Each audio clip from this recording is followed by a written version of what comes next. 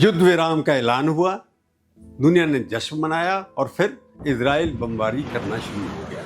तो आज मैं आपसे एक सीधा सवाल पूछता हूँ, क्या ईरान का युद्ध विराम असली था या एक आधुनिक कूटनीति इतिहास का सबसे महंगा और सबसे गंदा कागज का टुकड़ा निकल रहा है? जब पाकिस्तान ने पिछले हफ्ते ये घोषणा की कि उसने ईरान और अमेरिका के बीच युद्ध विराम करा दिया है, तो दुनिया और खासकर इस्लामाबाद खुशी से झूम उठी। एक ऐसे देश के लिए जो आतंकवाद, आर्थिक बर्बादी और राजनीतिक अराजकता से जोड़ा जाता है, ये एक साधारण इम्पॉसिबल क्षण था, सरप्राइज था। पाकिस्तान के विदेश मंत्री हर अंतर्राष्ट्रीय मंच पर नजर आए।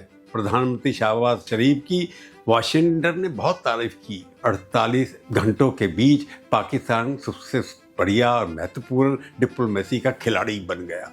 भारत देखता रहा। भारत की विदेश नीति तंत्र भी फेल हो गया। तेहरान के साथ पिछले 50 सालों के हमारे संबंध थे, महत्वपूर्ण व्यापारिक रिश्ते थे, ऊर्जा निर्भरता के साथ उनके ऊपर डिपेंड करते थे, पर पाकिस्तान से जुड़ गया। हम किनारा देखते रहे, पड़ोसी हमारा जो है उसको पुरस्कार मिल गया। मैंने इस बॉटम लाइन में इसकी चर्चा की है, समझाया। इस वीडियो का लिंक भी है, आप उसको जाकर के इंग्लिश में देख भी सकते हैं। ये युद्ध विराम पहले से टूट रहा है, अभी से शुरू है।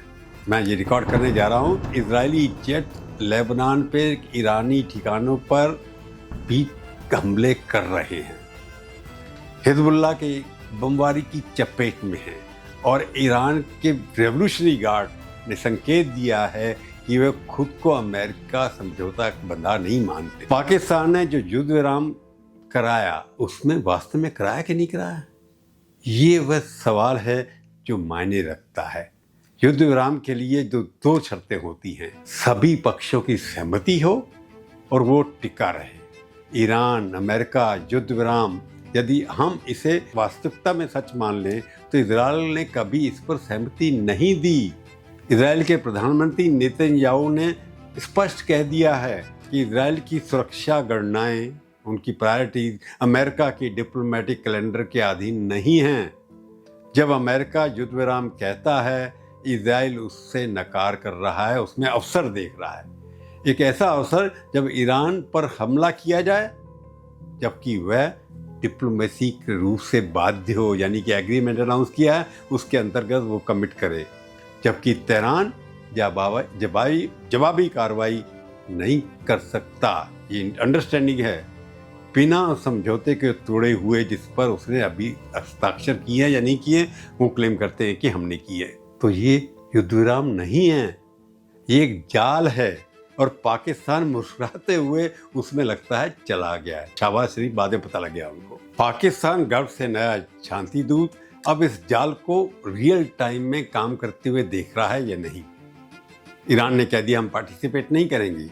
यदि वह युद्ध विराम टूट जाता है, जो लगता है टूट रहा है, तो पिछले हफ्ते इस्लामाबाद ने जो डिप्लोमेटिक साख अर्जित की थी, वो रातों रात खत्म हो जाएगी शुक्रवार के बाद। इससे भी बुरा पाकिस्तान एक विफल समझौते से जुड़ा होगा। डिप्लोमेसी की दुनिया में फेलियर जो है, मध्यता जो है, सफल मध्यता से ज़्यादा देर तक याद किया जाता है। पाकिस्तान बड़े आत्मविश्वास के साथ इस मध्यता में घुसा था, उसे इस बात का दोष देकर निकल सकता है, वह इसके पतन का दोष देकर निकल सकता है। भारत इस बीच, जिसकी अपनी ही एनालिस्ट ने मध्यस्थता से अनुपस्थिति के लिए आलोचना की, अब ये पाएगा कि उसकी सावधानी, अनुपस्थिति बड़ी दूरदर्शिता थी। भारत का विदेश नीति तंत्र तेजी से नहीं चलता, ये कभी कभी एक विफलता भी होती है, लेकिन ऐसी स्थिति में जहां युद्ध विराम दस्तखत सूखने से पहले ही भूल चुका हो, हस्ताक्षर समारोह से एब्सेंट रहना सुरक्षित स्थिति साबित हो सकता है। लेकिन यहाँ एक अंतर है जिसे मैं चाहता हूँ कि आप ध्यान से समझें। चुनकर एब्सेंट रहने और इसलिए एब्सेंट रहने में फर्क है, क्योंकि आपको आमंत्रित नहीं किया गया। भारत को इस मीडिएशन में पाकिस्तान का साझेदार नहीं बनाया गया। चाहते थे कि नहीं चाहते मुझे पता नहीं। वाशिंगटन ने भारत से सलाह नहीं ली, भारत उस कमरे में नहीं था, न रहेगा। ये रणनीतिक संयम नहीं है, ये असप्रामाणिकता है। ये दोनों बहुत अलग चीज़ें होती हैं। अब कुछ एनालिस्ट तर्क देंगे एक कमज़ोर युद्ध विराम ने भी समय खरीदा। ईरान के परमाणु ठिकानों पर आज भी बमबारी नहीं हो रही, पानी पर हो रही है। हॉर्मुज़ जो स्ट्रेट है आज भी बंद नहीं है, पर बंद है। वैश्विक तेल का कीमतें कम से कम अस्थायी रूप से स्थिर थोड़ी हुई हैं कि बात नहीं। क्या एक कमज़ोर युद्ध विराम युद्ध से बेहतर नहीं है? शायद एक युद्ध विराम जिस पर इजराइल ने दक्षता अभी तक नहीं की है। उसने मना कर दिया कि अमेरिका जो कर रहा है उसका कैलेंडर हमारा कैलेंडर सूट नहीं करता। जिस ईरान का रेवोल्यूशनरी गार्ड इसको बाध्यकारी नहीं मानता है कि हमारे ऊपर कमिटमेंट नहीं है, जो एक ऐसे देश ने कराया पाकिस्तान जिसके पास अपनी कोई सैन्य विरोधी शक्ति नहीं है। ये युद्ध विराम बिल्कुल नहीं है, ये एक विराम है। और मध्य पूर्व में विराम शांति नहीं बनते, ये प्रस्तावना बनते हैं, प्रपोजल बनते हैं, अभी स्टॉप नहीं हुए।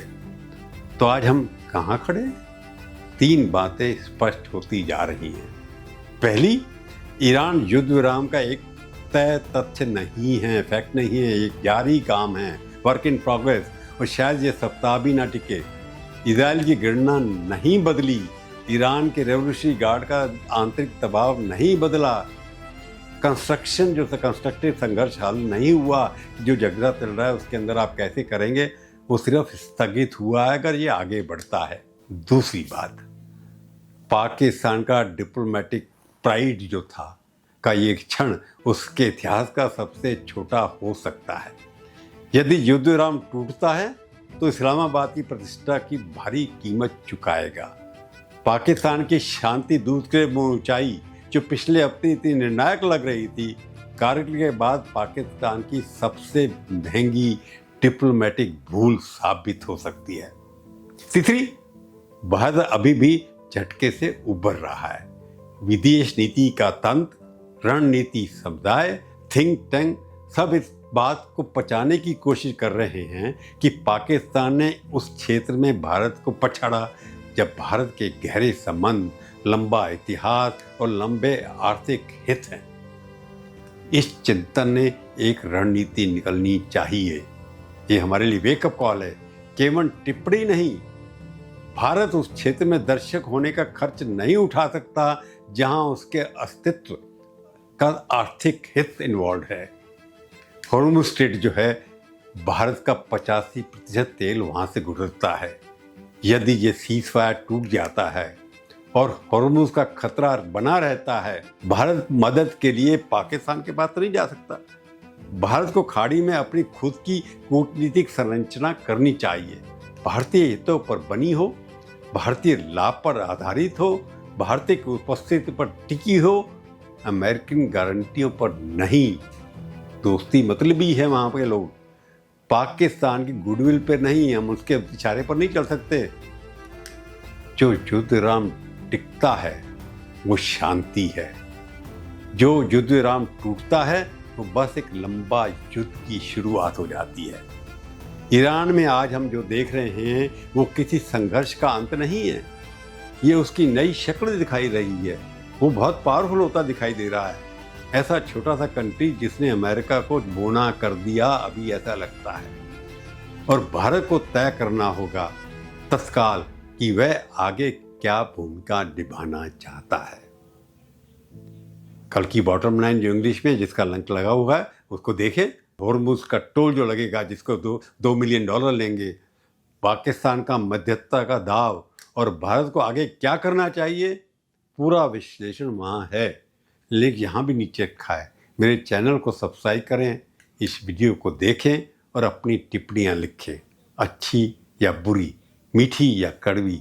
मैं उसे पढ़ूंगा लेकिन नाराज़ नहीं होऊंगा। आज की प्रभुवाणी में इतना ही, फिर मिलेंगे, किसी और विषय पर बात करेंगे। जय हिंद।